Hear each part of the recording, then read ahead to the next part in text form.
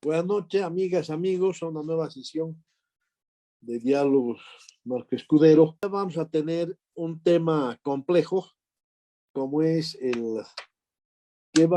cuál es la hora de los que están viviendo los partidos políticos. Y antes de abrir el debate, tiene la palabra, si quiere hacer un comentario adicional. Jimena. Gracias, Juan Cristóbal. Voy a hacer un comentario de lo que acaba de decir Gonzalo. Creo que es más razonable que se eliminen las primarias para la próxima elección y aprovechar que esas contradicciones internas tienen contra la pared tanto a Morales como a Arce, porque las primarias abiertas yo creo que funcionan en un país con cultura democrática, donde el ciudadano que no es militante quiere en su derecho de participación dar su opinión, pero hay que quedar claros con que en Bolivia no predomina una cultura política democrática. Entonces, si se hacen primarias abiertas, les puedo afirmar que lo que va a haber es una instrucción a los adherentes y aún militantes del MAS, porque el padrón de inscritos del MAS llega al millón, creo que es 980,000 los que se habilitaron, padrón oficial del MAS, para las primarias de la elección 2019. Digamos que eso se haya incrementado en mucho, 1,5 millones, pero la votación de Arce supera los 3 millones, si no me falla la memoria. Es decir, hay 1,5 millones más de adherentes al MAS que no son militantes. Razón por la cual creo yo que con una simple instrucción a todas las organizaciones o movimientos sociales de que voten en las primarias de los adversarios, la decisión de quién es el candidato de la oposición la puede tomar también el MAS. El resto de la sociedad no está tan bien organizada como el MAS. Eso nos queda claro. Y además corre prebenda, corre sanciones. Entonces, si se hacen primarias abiertas, de manera velada, va a ser el oficialismo actual el que defina y elija al candidato que le conviene tener al frente. ¿Qué es lo que sucede, creo yo, en todas las elecciones? El MAS parte el voto de alguna manera, incluso presionando algunas candidaturas para partir el voto. Creo que eso puede pasar también en la próxima elección, no importando si Arce o Morales. Puede aparecer, por decir un ejemplo, Manfred Reyes, que va a cumplir la función de partir el voto opositor, ¿no? O algún otro que lo puedan presionar para que participe. Ya lo hacen. Entonces, imagínense ustedes, con primarias abiertas, vamos a tener filas de bases de estas organizaciones decidiendo quién debería ser el candidato opositor. Entonces, yo estoy en desacuerdo porque creo que no tenemos cultura política democrática como cultura política predominante. Y la mejor solución a este problema de las primarias, que como decía Gonzalo, coincido, no ha cumplido ninguna función más que habilitar a Evo Morales para la elección 2019. Ninguna otra, ni democracia interna, ni competencia interna, ni nuevos liderazgos. Primarias de candidato único son absolutamente inútiles e innecesarias y además de costosas. Entonces yo sugiero, si se va a trabajar alguna idea que genere consenso, debería ser la eliminación de las primarias. Pero creo también que los partidos políticos podrían embanderar algunas propuestas de reforma, más allá de que se logren implementar o no. Propuestas de reforma al sistema político que le sean atractivas al electorado. Hay varias. Ya hemos discutido en alguna ocasión que hablamos del tema de las reformas electorales y algunos de ustedes, como el Armando de la Parra, decían, no es momento de abrir la Constitución. Comparto. pero tampoco la oposición está en condiciones de lograr una reforma que se abra o no la Constitución o que se haga una reforma legislativa. Lo que estamos viendo en la elección en el Senado, 11 de CC, 4 de Creemos, 15, no van a lograr impulsar una reforma en el Senado, y en diputados es distinto, pero con el mismo resultado. Sin embargo, si se proponen reformas que le sean no solamente útiles al sistema político, sino atractivas al electorado, creo que podría ayudar a posicionarlos mejor. Más allá de las alianzas, Gonzalo, tiene que haber una propuesta, como tú lo has dicho, que le sea atractiva a la ciudadanía. Y eso no pasa ya tanto por políticas públicas. Yo creo que hay otros temas que a la gente le están preocupando mucho más a que le digan que se va a construir, que se va a hacer un nuevo bono, que la carretera o la reforma educativa. Creo que hay otros temas que pueden jalar, y entre ellos aprovechar esta crisis del sistema con una propuesta crítica al sistema que el MAS ha construido. No nos olvidemos que ha sido el propio MAS que tiene el reglamento de las cámaras, etcétera. Por ejemplo, que se eliminen los suplentes. En lugar de que hayan 130 titulares y 130 suplentes, cada partido que logra una bancada de representantes tenga una especie de, como tienen los equipos de fútbol, así un grupo de jugadores en la banca que a veces tienen que entrar a la cancha, y que haya un número específico límite. Es decir, no pueden pedir licencia al mismo tiempo 6, 10 miembros de una bancada de 40. Y eso puede suceder actualmente. Al MAS lo que mejor le cae es dar licencia o darles baja médica o incluso hacerlos viajar para la hora de tomar decisiones, y eso baja el quórum por el número de miembros presentes. Entonces, creo que hay algunas reformas como esas: eliminar los suplentes, eliminar los suprestatales que no cumplen ningún rol. En realidad no hay un resultado de nada con los suprestatales. El hecho de los pasajes. Se les da 3 pasajes al mes a cada legislador para que vayan a su región, cuando deberían quedarse trabajando en La Paz. Yo he hecho este estudio, con esto cierro, Juan Cristóbal, y se los comparto en el chat. He hecho el estudio con datos específicos. Después de presionar 1 año y medio, he logrado que se publiquen las listas de asistencias, licencias, licencia en comisión, baja médica y faltas de los diputados.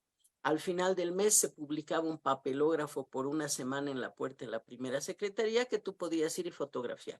Me he hecho dar eso en un CD, lo tengo. Si alguien quiere curiosear, se copia el CD, donde están 18 meses de todos estos datos. Conclusión: hay diputados que están 3 días al mes en La Paz, porque 1 semana se habilita al suplente, otra semana se enferman, todos los meses se enferman algunos, ¿no?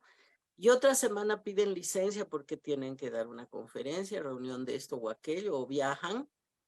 Y 1 semana al mes vienen, pero no es 1 semana, porque el lunes es reunión de brigada en el departamento y jueves en la noche están, ya que acabe la sesión para ir al aeropuerto.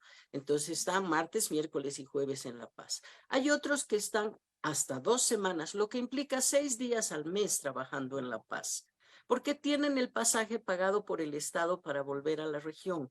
Si tuvieran un pasaje al mes para ir a visitar a la familia, bueno, ¿quieres ser diputado? Vete a vivir a la Paz con tu familia. Yo no tengo nada en contra del resto de las regiones, pero por favor, si no puedes ir a trabajar a La Paz, ¿cómo vas a querer ser diputado? Por poner un ejemplo. Entonces, yo podría hacerles una listita de sugerencias que los partidos podrían proponer, una reforma estructural del sistema a la ciudadanía. Yo creo que eso jalaría mucho. ¿Cuánto se puede lograr? No ahora, pero yo creo que debería ser un compromiso, si la oposición llega, poner orden en ese parlamento, por poner un ejemplo. O pongo otro: asambleas departamentales. ¿Qué rol tienen? Probablemente la cruceña o la Pandina o hasta la Tarijeña. ¿Qué rol tiene la Asamblea Departamental en La Paz o el gobernador paceño? 45 miembros tiene la Asamblea Departamental de La Paz.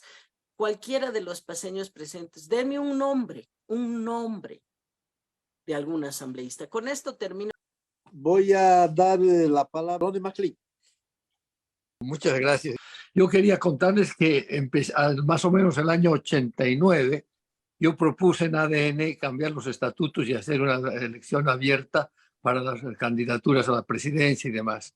Y el argumento me acuerdo de Guillermo Fortún fue exactamente lo mismo. Dijo, los movimentistas van a elegir a nuestro candidato. A lo cual yo respondí, nosotros vamos a elegir a los candidatos que puedan ser elegidos.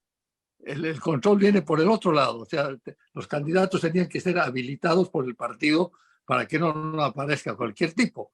Ahora bien, en estas circunstancias de la próxima elección, donde hay un mandato, casi un consenso de la necesidad de unidad para que no nos dividan el voto como ha sucedido, y ante la imposibilidad de poder lidiar con los egos y los egos y las personalidades de los actores políticos, de los caudillos, como le hemos llamado bien, hemos pensado que una primaria abierta debería ser hecha por la oposición extra legal. No, tenemos trabajando un esquema que sería interesante, no voy a entrar en eso hoy día, pero la necesidad de la oposición es de hacer una primaria abierta, voluntaria obviamente, con exclusión de los que estén inscritos en el MAS, que serán 1 millón o lo que sea, pero abierta para que se elija entre los 3, 4, 5 o 6 candidatos que se presenten antimasistas, o sea, tendría que ser una candidatura de oposición con compromiso abierto, firmado y sacramentado, y con un programa mínimo de principios y de gobierno para elegir esa candidatura, pero no solamente el binomio, sino puede ir hasta más abajo, elegir senadores, elegir diputados, de acuerdo a las votaciones en una papeleta completa. Ahí me quedo para decirles que estamos pensando, alguna gente, ¿no es cierto?, en una primaria previa, no la primaria oficial porque está llena de nudos y de amarres, y sí tenemos un esquema para entrar a la primaria legal, o sea, reglamentada, ya con los candidatos elegidos a partir de una o más siglas que se pueden conseguir. Roberto Lacerda. Yo quería preguntarles a Gonzalo y a Jiménez, el tema Pues este de bien. que el MAS considera que las organizaciones sociales son parte de su estructura interna. Eso me parece una anomalía tremenda. Si es que se piensa todo el resto de la normativa relacionada a los partidos, que supone que los ciudadanos son los militantes, tiene que haber primarias y no sé qué otras cosas, sus mecanismos de democracia interna, etcétera. Pero francamente ellos actúan de otra manera, actúan como un partido corporativista, ¿no? En que las organizaciones sociales son las militantes fundamentales del partido. Esta me parece una anomalía desde el punto de vista de los partidos y obviamente también desde el punto de vista de las organizaciones sociales, porque se supone en la mayor parte de los casos sus estatutos seguramente dicen que la organización defiende, bla, bla, bla, tal y tal grupo, sin intervención y sin intromisión partidaria, que es la clásica. Entonces aquí me parece que hay anomalías de ambas partes. El segundo tema es el relacionado precisamente al de la ley. La ley de partidos parece haber perjudicado mucho más de lo que ha ayudado, ¿no? Se pretendía formalizar y ordenar el sistema y lo que ha hecho ha sido imponer un mismo tipo, un mismo modelo de partido a todos los partidos, ¿no? Es decir, es como si mañana apareciera una ley que dice, bueno, a partir de ahora solamente pueden vender y comprar comercialmente las sociedades anónimas. Entonces, ¿qué harían las tiendas de la esquina? Pues sería comprarse letreritos de una sociedad anónima quebrada para poder seguir vendiendo, pues no sería una sociedad anónima, ¿no? Entonces, ahí me parece que hay una actitud profundamente antidemocrática en una ley de partidos que ha eliminado la diferencia entre los partidos, ¿no? Y les ha obligado a todos a vestirse con la misma forma y los mismos formatos. Y el último tema que quería mencionarles es este de las movilizaciones, ¿no? Jimena mencionó que sus jóvenes en la universidad no se movilizarían por por partidos, caudillos, qué sé yo, sino por temas clave. Esta mañana hemos discutido en el foro regional algunos datos sobre cuál podría ser el perfil del candidato, y más del 80% de la gente no le importa si es indígena o no, no le importa si es joven o no, no le importa si es mujer o no, no importa qué ideas tiene, qué ideas propone. Y me parece que esa es una lección importante que además viene ratificada por lo que está sucediendo en la Argentina, ¿no? Donde realmente ahí lo que ha movilizado, especialmente a los jóvenes, ha sido un discurso nuevo, una ideología nueva, una estructura nueva de pensamiento que los ha motivado y les ha generado, ¿no? Impresionante ver el otro día en el cierre de campaña de Milei, esa cantidad enorme de jóvenes gritando libertad, libertad, libertad en el Movistar, ¿no? Era algo impensable hace 8, 10 meses. Entonces yo creo que las ideas, las propuestas generales y la ideología pueden funcionar mucho más que las pequeñas causas, ¿no? Que los animales, los árboles, no sé qué, son cositas que movilizan en Facebook y en las redes, pero creo que a nivel político es imposible tener un partido que agregue esa multiplicidad de causas, salvo que sea una juntucha de pequeños movimientos. Eso es todo. Gracias. Erika. Quiero suscribir de una manera vehemente el hecho de que las primarias, en lugar de ayudar, no ayudan. Y si bien en algún momento dije primarias así,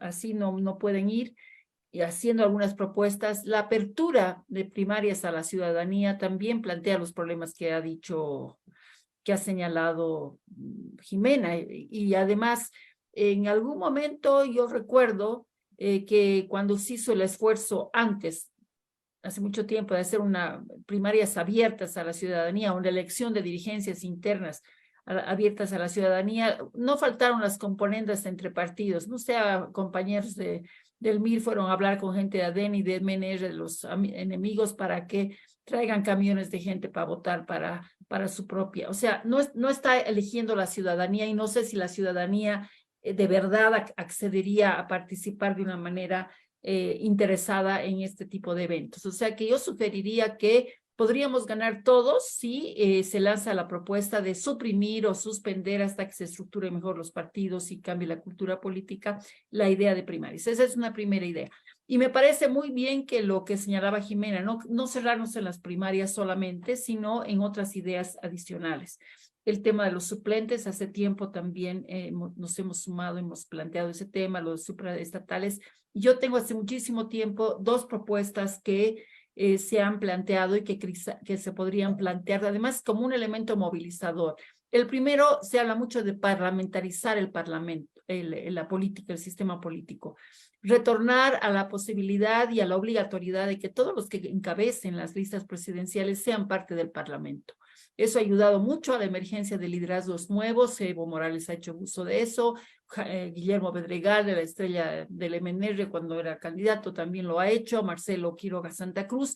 La prohibición a la doble candidatura de quienes ejercen el rol de candidato a presidente y vicepresidente es evidentemente ha reforzado el presidencialismo a todo nivel. A todo nivel, porque ha desenfocado el escenario de la política, lo ha sacado de la Asamblea Legislativa. Entonces, el otro elemento es la corporativización. El MAS ha dado en el ojo. O sea, la cultura política corporativa ha recogido aquello, los partidos se habían territorializado, habían abandonado sus estructuras funcionales, el MIR, el MAS, el MNR, dejamos eso. Tiene razón Jimena. Pero hay otro elemento que no da incentivos a la generación de partidos nacionales. La ley de agrupaciones ciudadanas tuvo un efecto perverso. Se atomizaron y empezaron los pequeños reyes en distritos pequeñitos, que son los que negocian de manera radial con el partido que tiene más opciones, para luego hacer unas alianzas que no son más que una suma de localismos que no permiten una visión nacional. Entonces, esa discusión habría que hacerla. Y para darle una última estocada, aquí termino, Juancho y amigos, es el tema que planteaba Gonzalo, ¿no es cierto? Y Jimena.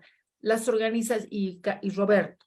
Las organizaciones sociales en partidos corporativos, que es una tipología de partidos, se supone que es una descripción indirecta. O sea, las Bartolinas, yo soy Bartolina y automáticamente ya soy del MAS. Hoy día estamos en el momento para revisar aquello. Si estas organizaciones tienen la posibilidad de estructurar poder, ya no son organizaciones, son partidos, semipartidos camuflados. Y a ellos no se les aplica ninguna norma de democratización interna, ningún requisito en cuanto a la regulación de sus comportamientos. Habría que ampliar y obligarlos, si ellos quieren nombrar diputados y nombrar sus cuotas determinadas, pedir también que ellos se avengan a procedimientos mínimamente democráticos. En esta línea yo pienso que con Jimena podemos hacer esa listita para que se pongan sobre la mesa una serie de reformas que llamen la atención y convoquen a que la gente deje de interpelar a los partidos y al sistema de partidos, porque los partidos siempre han sido vistos como los intrusos y las organizaciones sociales como las organizaciones vivas y reales conquistadoras de la democrática. Gracias, Armando de la Parra. Creo que tendríamos que hacer un intento de sacar una radiografía de la situación actual.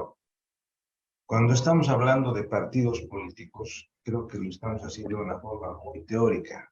Lo que en este momento existe es una agrupación corporativa que es el MAS y 11 siglas iguales, porque ninguna de las otras siglas fuera del MAS tiene ningún tipo de estructura ni organización, por lo menos considerable. UN, de demócratas y otros han pretendido demostrar, pero no la tienen. No tienen un alcance nacional, no son realmente organizaciones políticas. Entonces aquí lo que menos puede esperarse es que los partidos como tales, en la situación actual, puedan realizar ofertas. Aquí lo que está la gente esperando es que hayan candidatos, así nomás es. Por más de que no nos guste, el caudillismo sigue presente. ¿Por qué? También porque por la ausencia de las organizaciones políticas, por la debilidad de estos partidos que prácticamente son inexistentes y por el carácter corporativista que tiene el MAS, que en este momento controla a través de todos los instrumentos de poder. Entonces, yo creo que lo importante, no creo sinceramente de que las causas específicas sean lo que motiven a la gente. Yo creo que lo que más motiva a la gente en este momento, tras alguna candidatura o tras alguna opción, va a ser la confiabilidad. Es decir, si puede ser una persona o una candidatura o un acuerdo, una lucha que presente una alternativa de confiabilidad. Eso es lo más importante en este momento, y confiabilidad en función y en torno a los problemas centrales. Los problemas centrales ahorita no son los animales, es la economía. ¿No? Esa es una de las cuestiones fundamentales que está preocupando a todo el mundo. ¿Cuál va a ser la alternativa que se va a presentar en el tema de la economía? Porque estamos prácticamente en una situación muy cercana a lo que le ocurrió a la UDP. Estamos en la patria casi se nos muere, ¿no es cierto? Se nos van a acabar los recursos de todo. Entonces, este es lo que puede presentarse. Ahora, yo creo que también es importante el carácter que se le va a dar a una próxima gestión de gobierno. Y creo que en eso tienen que ser sinceros. No creo que nadie tenga la capacidad de decir de que va a ser como tal, como gobierno que sea elegido por cualquiera de las vías, que va a plantear una solución de largo alcance para el país. No, yo creo que va a ser nomás una situación de transición para recuperar estructuras de la institucionalidad democrática que nos permitan en próximas etapas ir más adelante. O sea, se trata de una situación de transición. Por lo tanto, lo que espera la gente desde mi punto de vista es una propuesta de transición confiable. Confiable, que hayan candidatos fiables. En una entrevista que tuvo Manfred Reyes Villa con Tufiaré le preguntó, ¿y tú tienes una organización política? Y Manfred le dijo, pero es lo de menos. ¿No? Eso es lo de menos. Se consigue. Existen ahorita organizaciones vigentes y se consigue. Parece que ese no es el problema central. Todavía le dijo, mira, no tengo un partido, pero soy alcalde. Y hemos organizado una alianza que se llama Súmate, y ahí estamos. ¿Qué es lo que lo está sosteniendo? Una vieja estructura del ADN. Así lo digo. Entonces, entonces parece que en este momento lo más importante es la propuesta central, creo que en eso coincidimos con algunos de los que me han antecedido, y la confiabilidad sobre los portadores de esa propuesta. Eso es lo que puede dar una posibilidad de arrastrar una candidatura que pueda hacer frente a esta pelea del MAS. El MAS seguirá su pelea hasta el final o se unirán en un último momento, no lo sabemos. Pero cualquier alternativa que pretenda tiene que estar con la visión y con la decisión de superar y derrotar al MAS en las elecciones, a pesar de todas las dificultades que pueden existir. Entonces, hay que prepararse para eso. Eso. Gracias, Armando. Gonzalo Rodríguez, por favor. Gracias, Juan Cristóbal. Hay varias inquietudes que ameritan pronunciarnos. Primero, ¿qué hacemos con la propuesta de eliminar los suplentes? Esto a veces queda no comprendido en términos de que es posible modificar simplemente con una ley. Nos olvidamos que en la Constitución Política del Estado, en el artículo 150, claramente se señala de que la Asamblea Legislativa Plurinacional está compuesta, contará con asambleístas suplentes. Y es esa figura de las suplencias que permite inclusive la alternancia, ¿no? Es decir, si hay un titular varón, suplente mujer, pues habría que cambiar todo. Y no es fácil decir, bueno, nosotros no vamos a presentar suplentes, por ejemplo, ¿no? Me hace recuerdo a la anécdota de Costa Obregón. Ustedes se acordarán en una época en que él escogió como un probable candidato presidencial. Él no presentó su acompañante, su candidato o candidata a la vicepresidenta. Y ante el Tribunal Electoral justificó en términos de que no se necesitaba un vicepresidente o vicepresidenta, porque además dijo, de paso, son despistados los vicepresidentes. Y como en el tribunal le dijeron, ¿sabe qué? Si usted no presenta, no cumple el requisito, no inscribimos su fórmula. Y al día siguiente, después de cumplir el requisito, salieron los titulares, ¿no?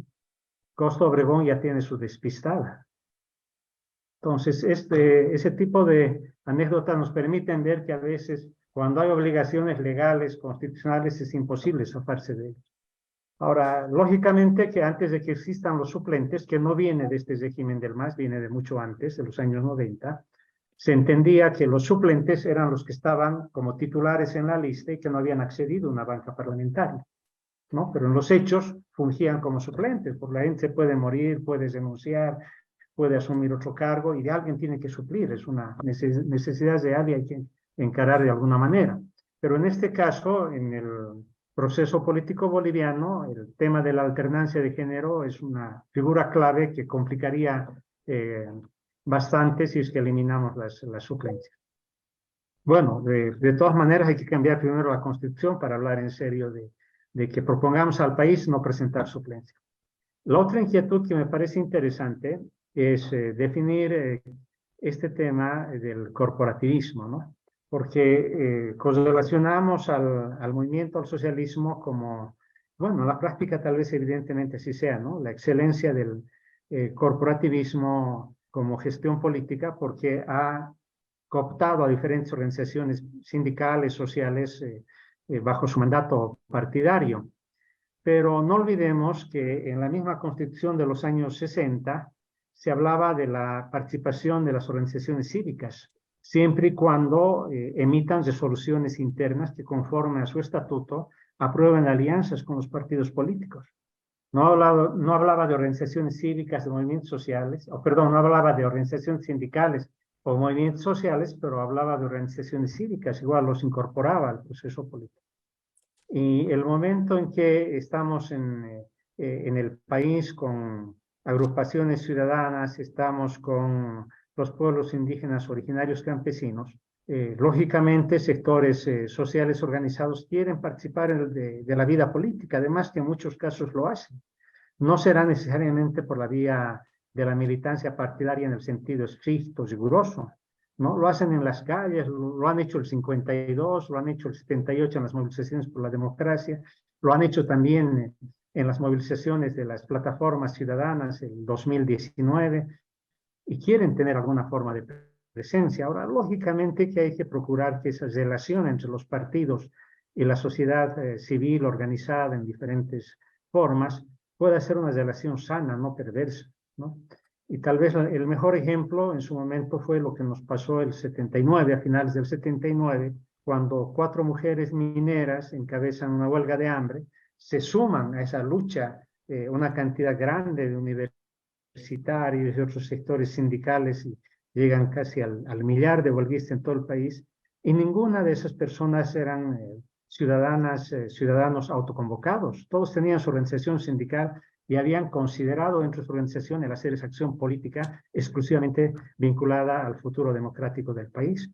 Por tanto, se han sido artífices de un proceso político, ¿por qué no de manera adecuada lograr canalizar, digamos, su presencia? Ahora, el hecho de que una organización política como el MAS haya exagerado en su momento y haya pretendido suplir su estructura propia con organización sindical, creo que le está llevando a los problemas que ahora todos conocemos, ¿no? Organizaciones campesinas que reclaman la cantidad de delegados en su congreso, el que no hayan firmado la convocatoria, una serie de enredos propios de ese partido.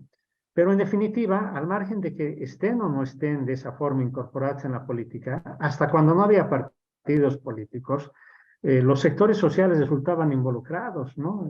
En las épocas de dictaduras militares había el famoso pacto militar campesino, por ejemplo, ¿no? Entonces, creo que esto hay que analizarlo con más calma y sobre todo optar porque la relación entre los partidos y las organizaciones sociales sea una relación sobre todo respetuosa, en el marco de verlos no como clientes, sino como expresiones de aspiraciones colectivas, de derechos colectivos, y en consecuencia formular también acciones que tiendan a concienciar en estos sectores la idea de que son personas con derechos, ¿no? Una de las cosas más graves que ha hecho el masismo es generar una especie de mentalidad en las personas que creen que más bien no tienen derechos y que tienen que buscar favores, y la forma de obtener favores es ofrecerse como clientes de estos esquemas corporativos, cuando debiera ser una relación más bien diferente, sobre la base de asumirse como personas con derechos. Ahora, bien, es importante hablar de las estructuras partidarias. Que Vayamos cerrando, por favor, Gonzalo. Ya, muy bien, muy rápidamente, ¿no? Yo creo que hay falencias en el tema de estructuras partidarias, pero también tiene que ver con la proyección y el alcance real de las ofertas electorales que hacen los partidos. En su momento, cuando el FRI lanzó la candidatura de Carlos Mesa, teníamos días enteros con gente haciendo cola para inscribirse al FRI. Ahora, ¿cuánto eso se ha convertido en una militancia efectiva, activa, con resultados interesantes? Hay que evaluar, porque en definitiva hay un momento en que se genera expectativa y que después se desinfla. La gente igual se repliega, digamos, a sus hogares, en vez de tener una forma de participación mucho más interesante. Y lógicamente esto tiene que ver también con las figuras emblemáticas en las candidaturas que bajo una mentalidad que existe en la población de buscar caudillos, se ufanan por, digamos, mostrar el respaldo, se adhieren en ese momento a la candidatura de Carlos Mesa y llenaban los libros, pero no necesariamente era por el partido, ni la propuesta, ni el programa, ni la ideología. Es más, alguna gente decía, no entendemos cómo alguien, es decir, una organización política de izquierda, está proponiendo una candidatura de centro, ¿no? Pero igual, fueron ahí, se involucraron, se entusiasmaron, se motivaron para la acción política.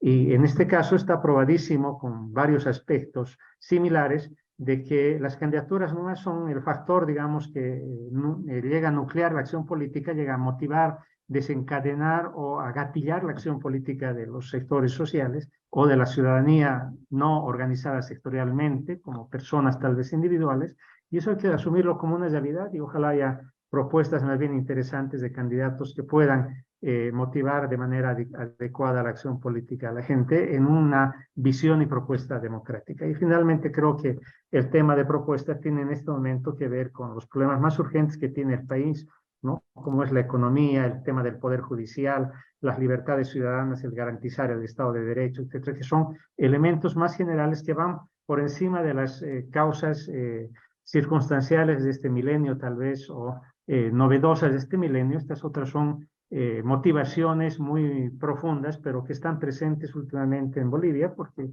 las mismas encuestas así lo develan, y el hecho de que estemos en una etapa de precrisis, si se quiere, económica, en una situación de crisis judicial y en un momento en que tenemos persecución política, lógicamente estos elementos hacen que puedan ser ejes temáticos, rectores de lo que pueda ser una propuesta prodemocrática. Gracias, Gonzalo. Freddy Camacho. La crisis del MAS, que ha desinstitucionalizado la democracia, nos está llevando a una crisis general del Estado, muy peligrosa, crisis del legislativo, del ejecutivo, del judicial, del electoral. Por ello, necesitamos un nuevo acuerdo político que implemente las reformas necesarias.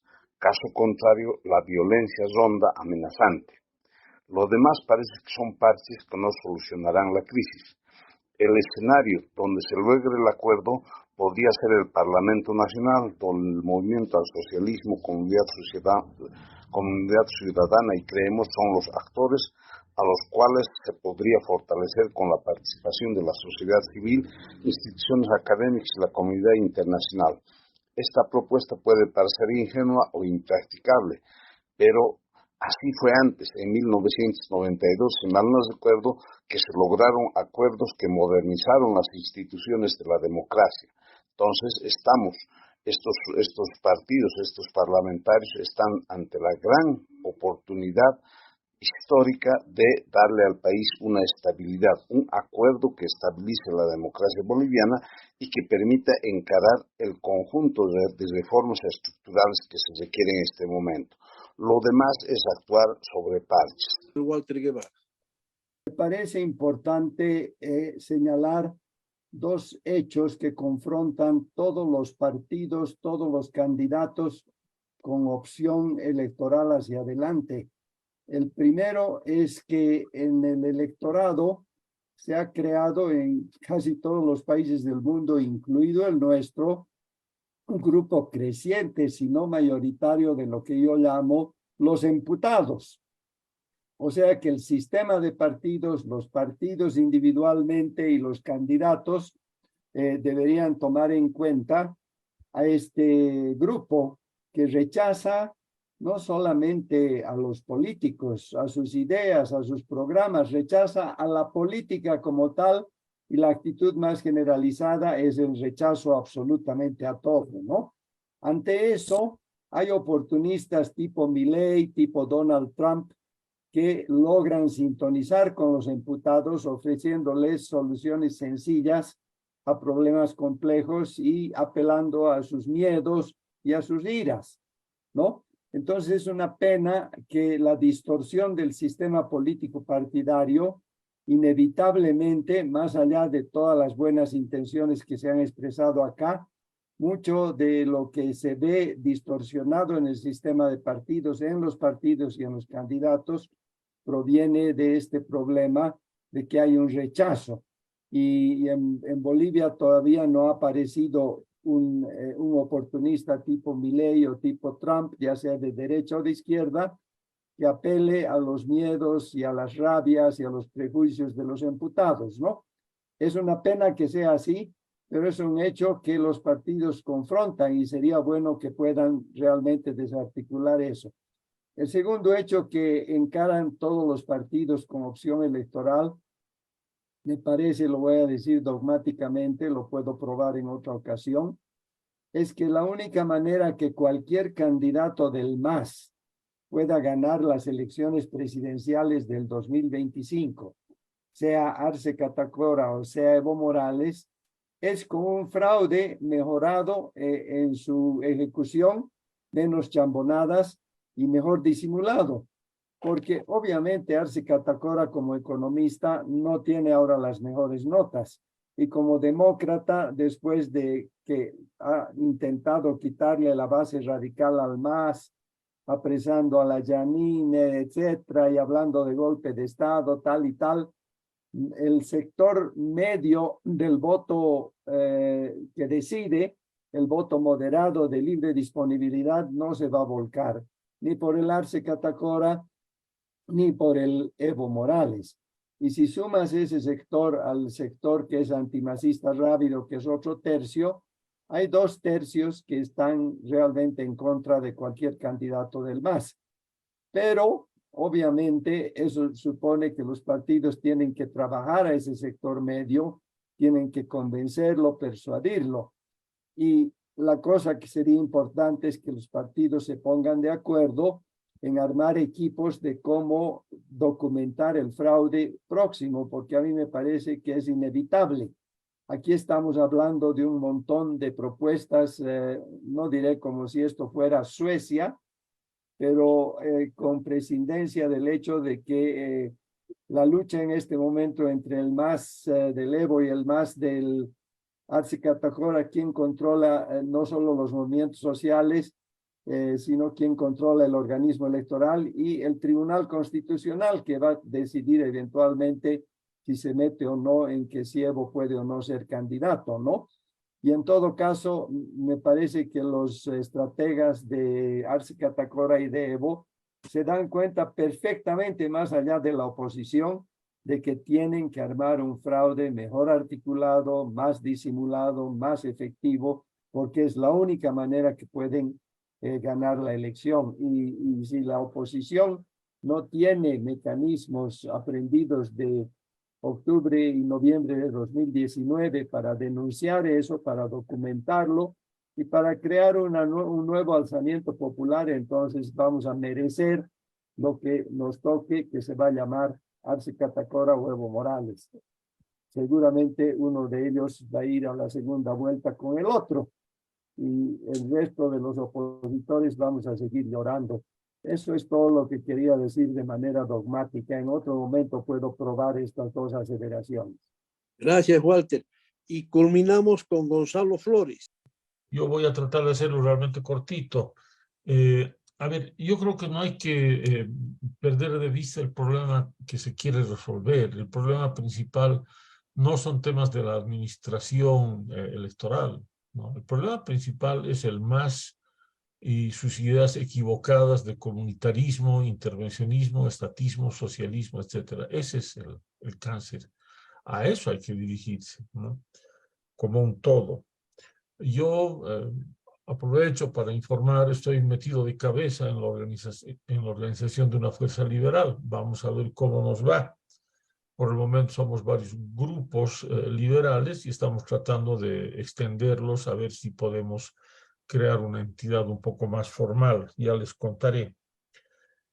Respecto a la ley 1096, pensamos que es muy difícil obtener su derogación en completo, pero parece que habría que apuntar más bien a la derogación de algunos aspectos muy específicos.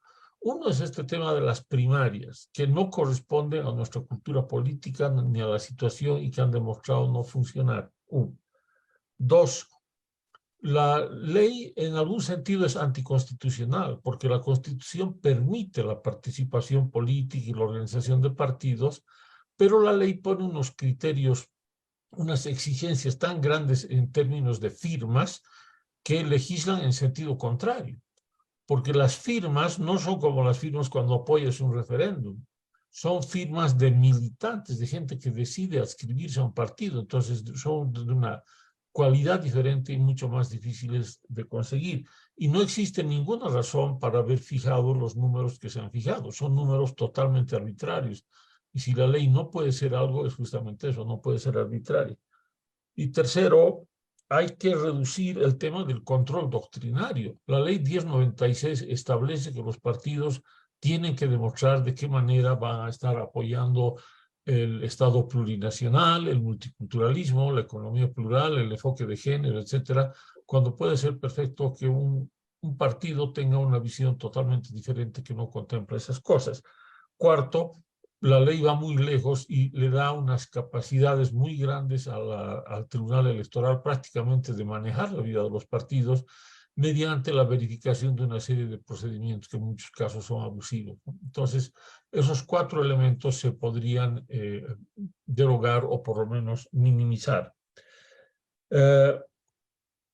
Roberto tocaba un tema, ¿no? En torno a qué se va a unir la gente. Se va a unir en torno a los animales, los árboles. No, nosotros creemos que realmente lo que puede unificar a la gente es una manera diferente de pensar. Básicamente 3 principios, ¿no? La defensa de las libertades, la defensa de la justicia y la defensa de la propiedad privada, que están los 3 muy maltrechos en estos últimos 17 años y que se refuerzan entre sí. No son las únicas cosas que hay que defender, pero sí son lo suficientemente fuertes como para convocar. Yo podría dar detalles de cómo las libertades han sido constreñidas en el país, pero creo que este auditorio es bastante ilustrado y cada uno lo puede hacer por su cuenta. Pensamos que si se llama a la gente a movilizarse en torno a estas cosas, podríamos tener una situación en la que la razón se imponga sobre la pasión, que es la que ha estado dominando. Otro día podríamos ampliar. Muchas gracias. Muchas gracias.